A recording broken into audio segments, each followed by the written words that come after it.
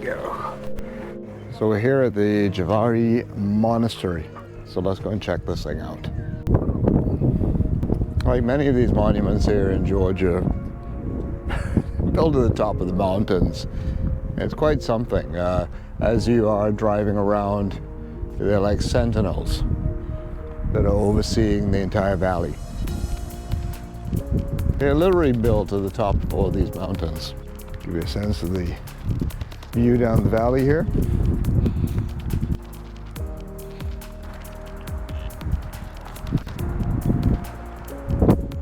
Quite the drop. My eyes do feel a little bit heavy. I think that I have just been inhaling some allergens given it's spring here. And being exposed to new allergens is always fun. A view of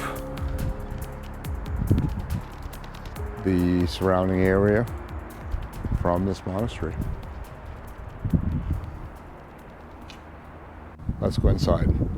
So, Jvari Monastery. It was not on my original itinerary, but once I saw the sentinel above the valley, I knew I had to stop here on the return to Tbilisi. So here we are inside the monastery.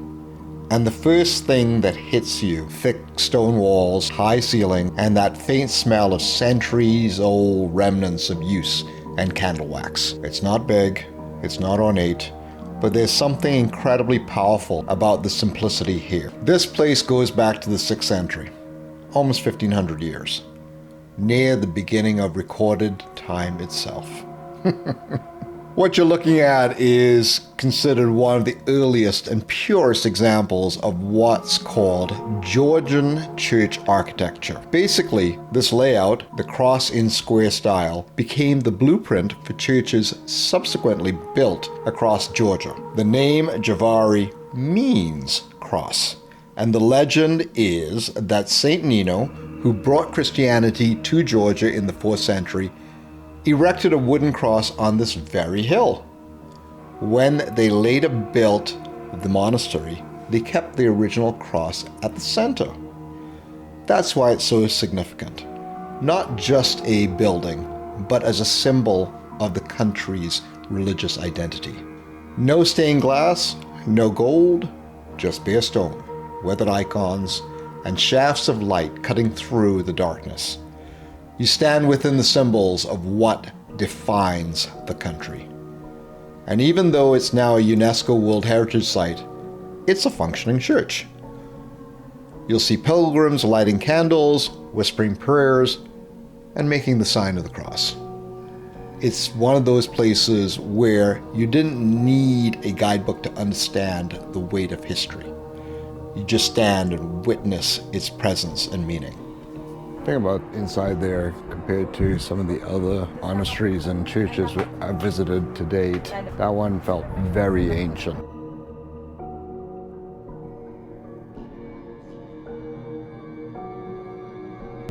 That's where we came from Gudauri.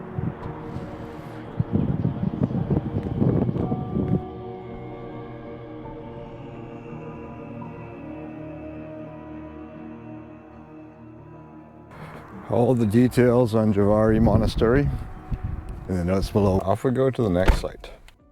There's a lake there and looks like a reservoir.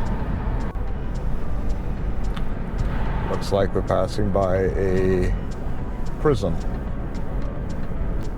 High walls, barbed wire, observation tower, some prime old school Soviet style, brutalist architecture of apartments.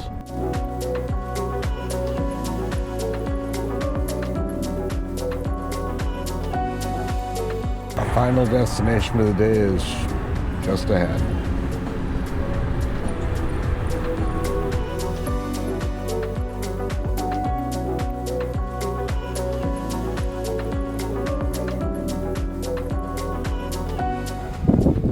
So we're at our final stop for the day. And it is a beauty. Pretty much on the second day, I got into Tbilisi late on Thursday night, and on Friday I did a good walkabout, and I checked out the Monarch Gallery, and they had an exhibit Zurab Tsereteli. And there was this picture that really stood out. I found out that there was actually a monument that he built, and it's on the outskirts of Tbilisi. And we are here, and that monument is called the Chronicle of Georgia, and it is magnificent. It is Chronicle of Georgia, sculpture and architecture complex by Zurab Tsereteli. It is dedicated to the 3000th anniversary of Georgia statehood and the 2000th anniversary of Christianity dissemination.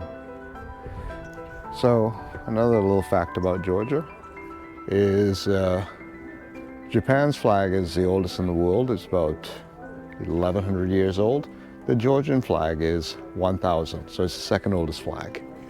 And Georgia is sort of a cradle of the genesis of a lot of aspects of Christianity and winemaking. And this monument was started in 1985, but because of the dissolution of the Soviet Union and also the conflict here in Georgia, it was never quite completed. But what was left behind, quite something.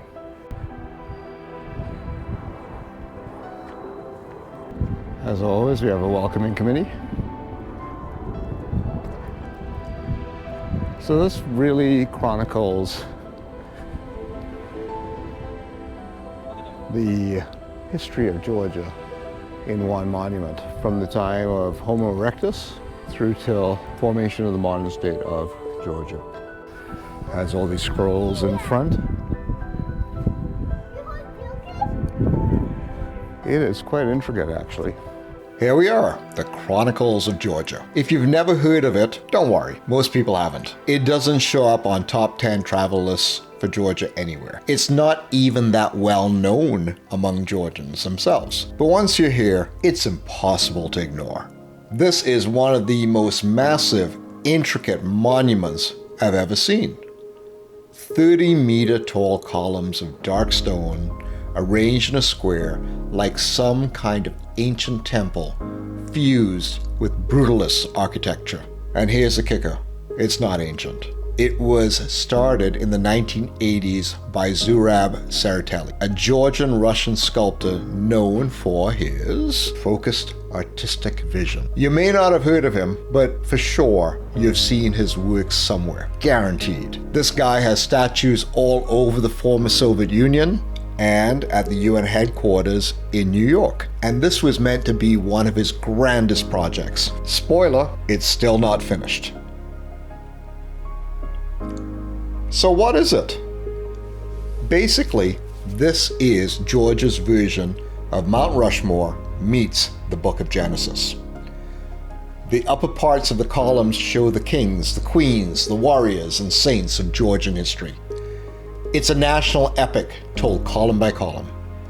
You'll see King David, the builder, Queen Tamar, and other personalities of Georgia's rich history.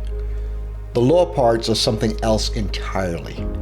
Large reliefs showing scenes of the life of Christ. So, yeah, it's religious, but not in an uber-religious way. This is more like a visual argument that Georgia's national identity is inseparable from its Orthodox Christian roots. To me, that's what's interesting. It's not just a story, it's making a statement. It's saying, this is who we are and this is where we come from. At the same time, it's layered with contradictions. Built during the final years of the Soviet Union, a state that officially promoted atheism, yet here's this massive religious monument, half-finished, on a hill overlooking Tbilisi. It's unclear whether the Soviets fully endorsed it or just tolerated it. Either way, it got built, or at least half-built. Some panels are weathered, some panels were never carved. The whole thing feels frozen mid-thought, like a giant idea someone started but never quite wrapped up. Its unfinished nature is oddly perfect. What's also wild is the scale and craftsmanship.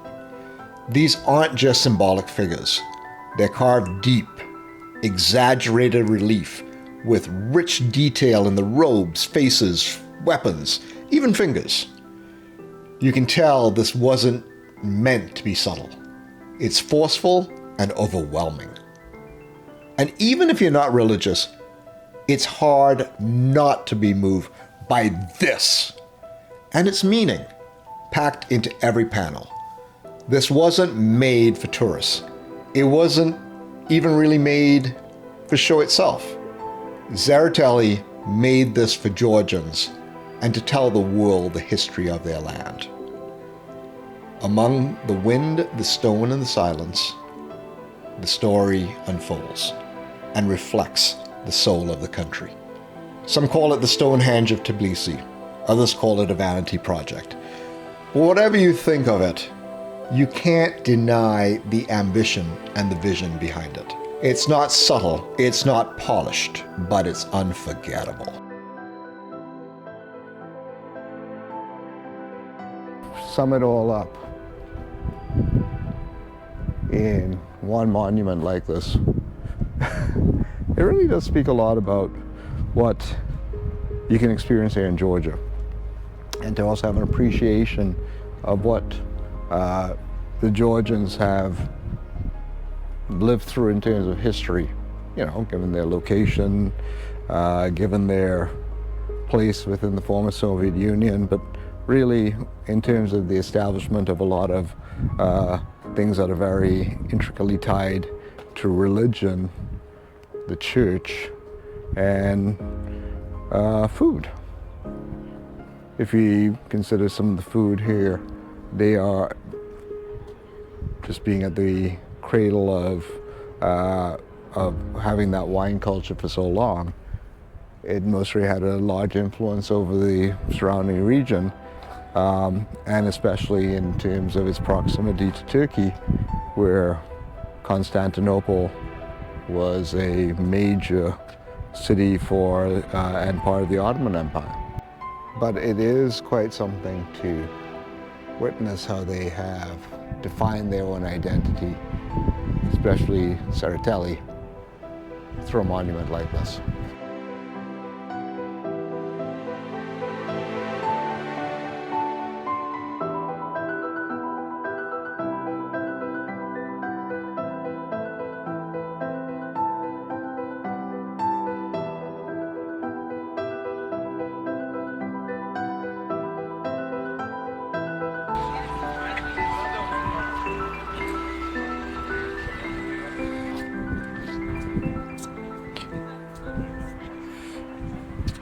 Give you a bit of an overview of the surrounding community and a lot of that Soviet style of apartments that are just chock-a-block here.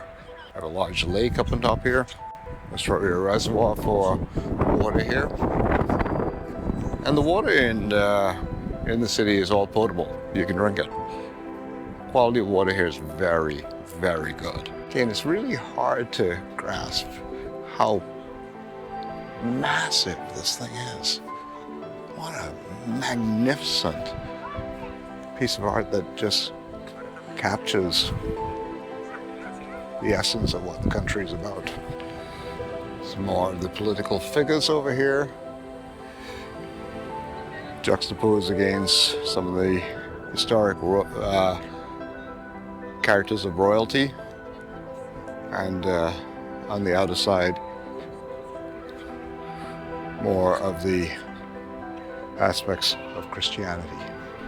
There's these two embankments on either side so that you could get a bit closer to it and inspect the outer sides, whereas the front and back, depending on how you define them, they've got scrolls in front of them.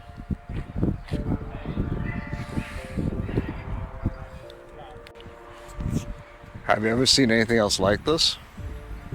I certainly haven't. And as I've emphasized, I'm not a religious person, so that doesn't mean anything to me. But in terms of the vision, as I said, of pulling it all together and to weave all the elements of Georgian history into a single monument like this. That's remarkable. With this magnificent structure behind me, I'm still amazed at the vision and pulling this together. With the journey today, we got to start in the mountains and the water that sustained the history of Georgia, to Jvari Monastery, which was built in the mid-600s and really emphasized a lot of the role of Christianity in the state of Georgia, to the point where it gets documented in a site like this. And I'm very thankful that I got a chance to see this because again, I love what artists are able to do in terms of the interpretation of history. I was speaking of thankful, I'm very thankful for the time that you're spending here with me, and I hope that you've been enjoying my Georgian travel experiences. There's still a few more to come. And if you like what you're seeing, please subscribe if you haven't done so already. I've just had a great day today, enjoying a unique aspect of the country and tasting the world here in Georgia. And I hope one day you can too.